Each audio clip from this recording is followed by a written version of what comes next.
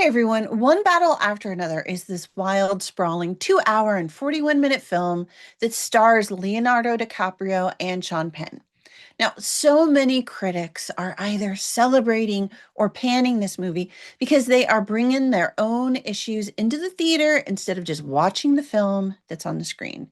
Now, here's what you need to know about One Battle After Another. It pulls together a story about protests, domestic terrorism, family issues, politics, race, sex, ideology, all of it into this complex, deeply textured film that is as flawed as it is fabulous, but probably not in the way that you're thinking. With so many themes at play, the critical question is whether or not writer and director Paul Thomas Anderson pulls it off or overshoots the goal. That's exactly what we're going to dig into today. And fair warning, I am going to touch on a few spoilers. I kind of have to dig into this, but nothing I say will absolutely spoil the film for you. So let's get into it. Bob and Perfidia are members of a domestic revolutionary group known as the French 75 back in right around the 2000s. That's kind of when they've placed the opening of this film. And they are a freedom fighting group that's promoting free borders, free bodies, and free choice. The film opens with the team breaking into a migrant detention center without a hitch. Just goes off perfectly. And Perfidia confronts the commanding officer, Stephen J. Lockjaw. No joke, that's really his name in this film. In She confronts him in this really demeaning way that triggers his obsessive desire for her, which drives the plot of the film. The team pulls off violent public jobs with no casualties, and Lockjaw just works on tracking them down, or specifically tracking Perfidia down, and gives her a private deal to walk free. However, things really do go wrong, and eventually Perfidia is caught and the team goes dark. In the aftermath, Bob is left alone with their newborn daughter, Willa, who he raises under that false name as they go on the run. 16 years later, Colonel Lockjaw gets an invite to this group called the Christmas Adventurers Club, which is this white supremacist society of uber powerful men who covertly rule over areas of American life. The only catch is that he has to willingly expose himself to this vetting process that will absolutely dig up any and every exposure he may have had with Black people. Since he is obsessed with Perfidia, or he was and still is kind of, he thinks her daughter might be his daughter. And that turns Willa into a loose end that needs to be addressed. This sparks a chained reaction of events that equate to invading a small American town to find Bob and Willa. And that's really where the story should begin in this film. And it takes us about an hour to get there. It's a really long start to the action of this story. So, One Battle After Another really is dealing head on with extremely timely themes ranging from domestic terrorism to revolution, social revolution specifically, political control, racism, immigration, and family drama. With material like that, one might expect the film to carry a heavy handed radical left or radical right political message, pushing one side or the other. I've heard people call this film leftist. I've also heard it called Trumpian. If you bring your political baggage into the theater with you, you're going to see the film that you're primed to see. That's not the way this film was made. It was made for you to think outside the box. One Battle After Another is a centrist film that resists turning into a simple us versus them narrative. And regardless of why each character acts the way they do, whether it's political, social, or personal, whatever those reasons are, the actual heart of this story stays firmly with Bob and his love for his daughter, Willa. He is undeniably a crappy dad, except that he loves his baby girl and he's going to do anything to keep her safe. If there is a single golden message in this god-awful mess of a film, it's that overriding love that Bob has for his daughter. One of the core strengths of One Battle After Another is how it handles domestic terrorism by not shying away from the despicable nature of violence. It draws on the history of the 1970s radical groups and tactics, including some of those groups that were doing abortion clinic bombings, and then there's the Weather Underground's attacks on government buildings. And then, of course, there's the Ku Klux Klan fire bombings. I mean, all of that has a place in this film. It all feeds into how the French 75 operates. These examples feel like they were fed straight into their playbook for the fictional purpose of, giving these freedom fighters something to fight with and fight against. Now, these people are kind of fighting against modern issues of border control and personal freedom. Those are things that we care about today. So, of course, those are things they put into the film that kind of started out in the year 2000-ish, right around there, maybe 2010s-ish. And so we see these years going by of the French 75 doing what they do until they stop. And I think it would be really easy to think of the film as kind of lionizing the leftist politics and promoting domestic terrorism, but it isn't, because it is borrowing from both the radical left and the radical right and their history of violence within the United States.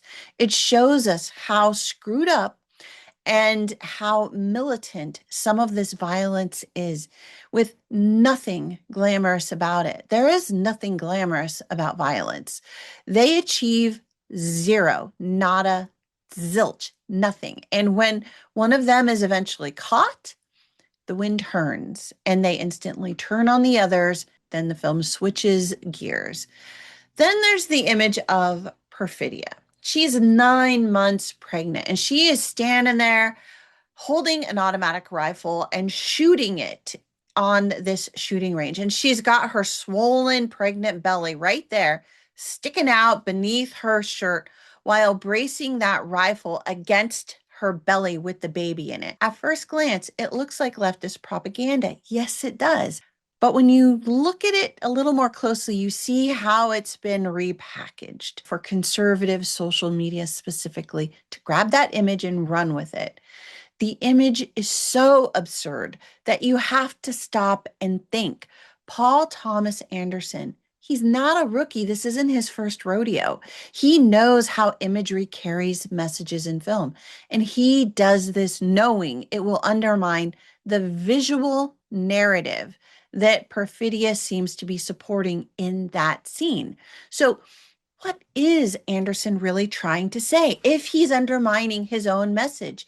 He has her screaming as she's shooting because she knows that baby is Colonel Lockjaw's. She sold a part of herself to him to stay free.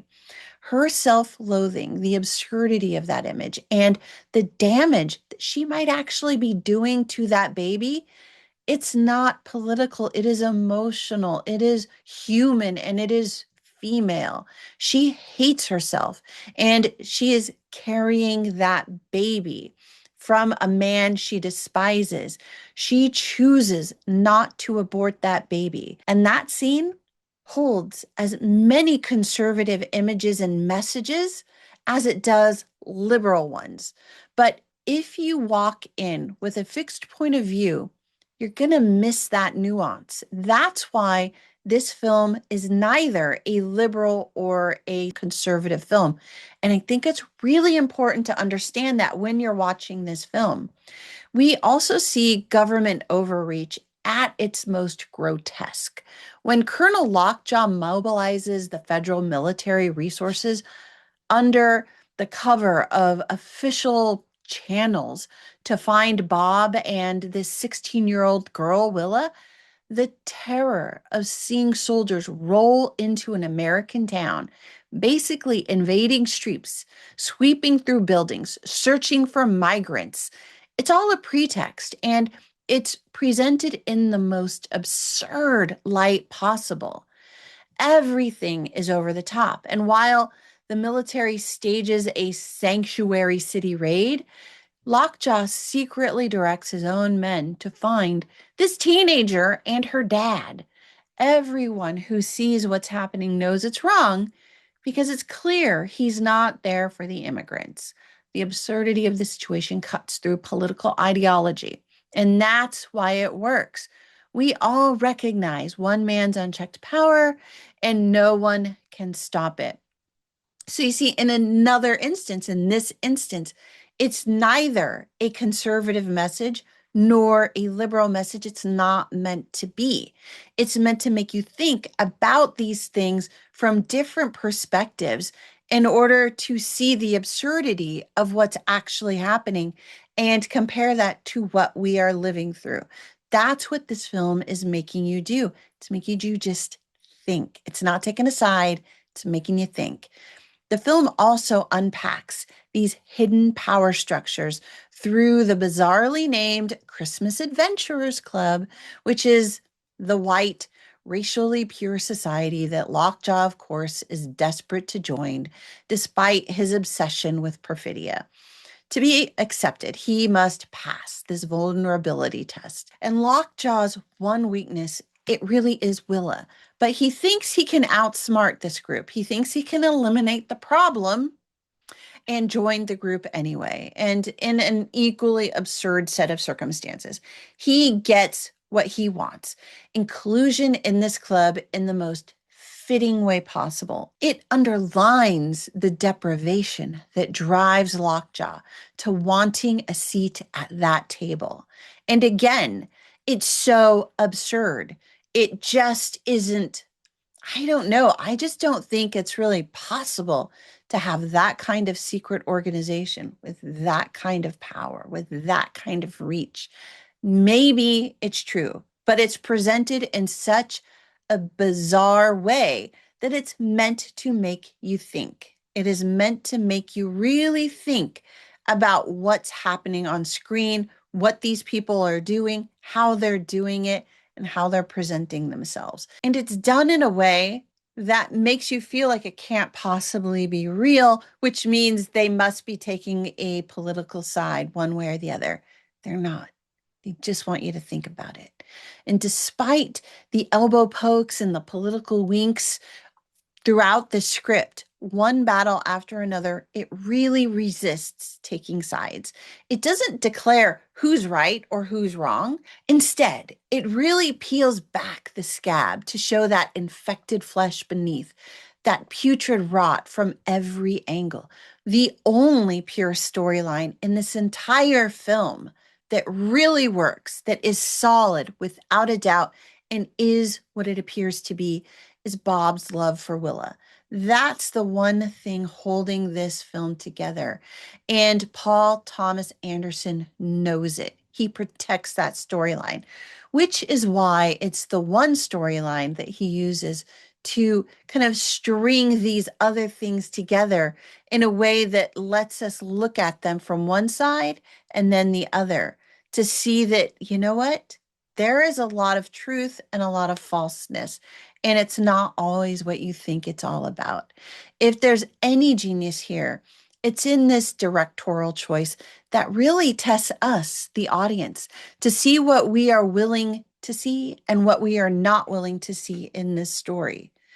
Bob, who's played by Leonardo DiCaprio, pulls off the former radical who has drowned his grief in drugs and booze with conviction. He is hurt, he is damaged. He can never return to a normal life.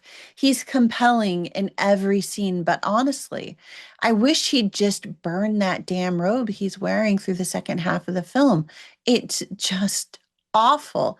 It makes him look ridiculous. And it's the one thing that if I could change anything in this entire film, it would be to make Leo drop that robe. Just somewhere, take that thing off.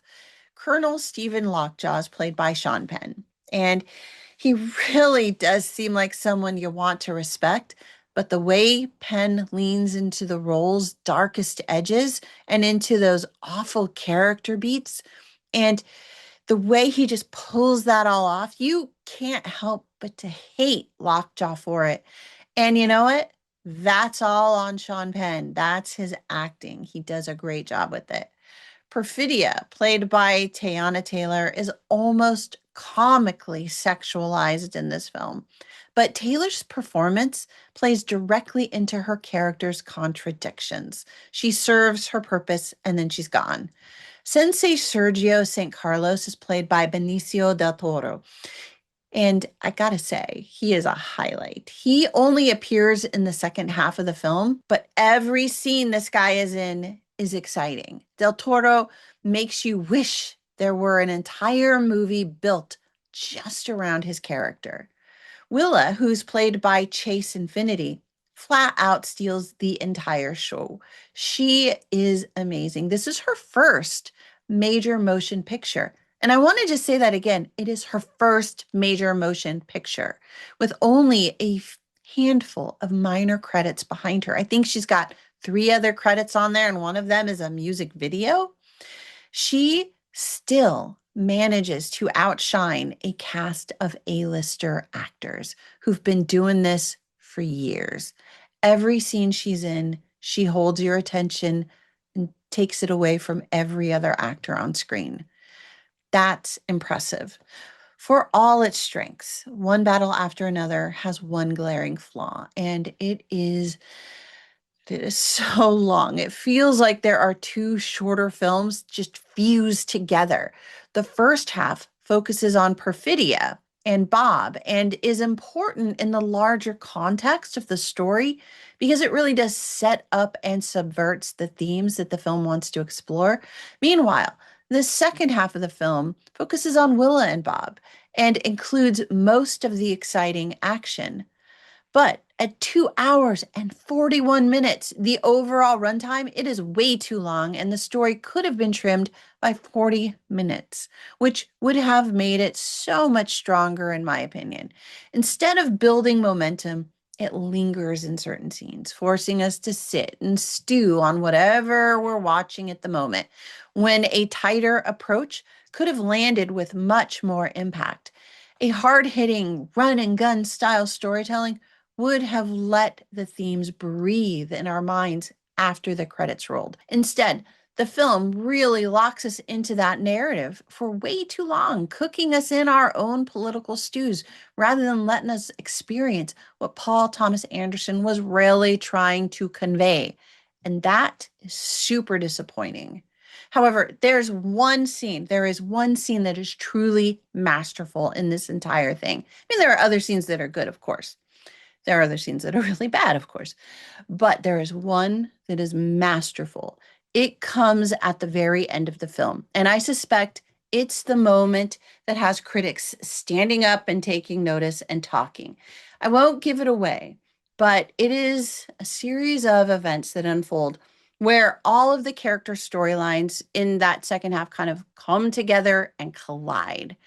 What follows is an incredible car chase with a breathtaking blend of cinematography, geography, and motion. The way it's shot, the way it dips in and out of perspective, keeps you locked into the action. If you've seen the movie, you know exactly what I'm talking about. The way it's done is incredible. The choices that those characters make and the way they converge in that final confrontation is spectacular. It's the most original car chase sequence I've seen in a really long time. And it's the kind of scene that makes you glad that you actually saw this movie on the big screen. And for me, it's the scene that made the whole movie worthwhile, frankly. I'd love to hear your thoughts in the comments below. So, is this film ticket worthy? It's a hard maybe. There's a lot to commend here, but you really do have to be willing to put in the time for this film. And I mean that in so many ways because it is so long. It should have been shorter, but it gave me a chance to talk with people. So I guess that's something, right? I really do think it's a lot more complex than the critics are giving it credit for, even though so many of them are raving about it right out of the gate. I just think their focus is more on their own political ideology than the story itself. And that warps how regular people like you and me are going to end up viewing it. They tell us what to think, and then we go in thinking that. And I think that's totally wrong. Reviewers shouldn't be doing that. So, one battle after another. What do you think about it? Are you planning to watch it in the theater or wait for it on streaming? Have you heard of any other political machinations that people are chewing on about this film online? I'd love to know. I mean, I hate getting political in reviews. I don't think it's my job to get political in reviews. I just want to tell you about the movie so you could decide whether you want to watch it or not. There's so much politics out there about this film that I just felt like I really needed to focus on letting you guys know that um, that's not what I saw here. I think it's a real centrist film. And I think that because of how absurd almost every situation is, how absurd every scene is in so many different ways, they are showing you the worst of both sides, the worst of all sides.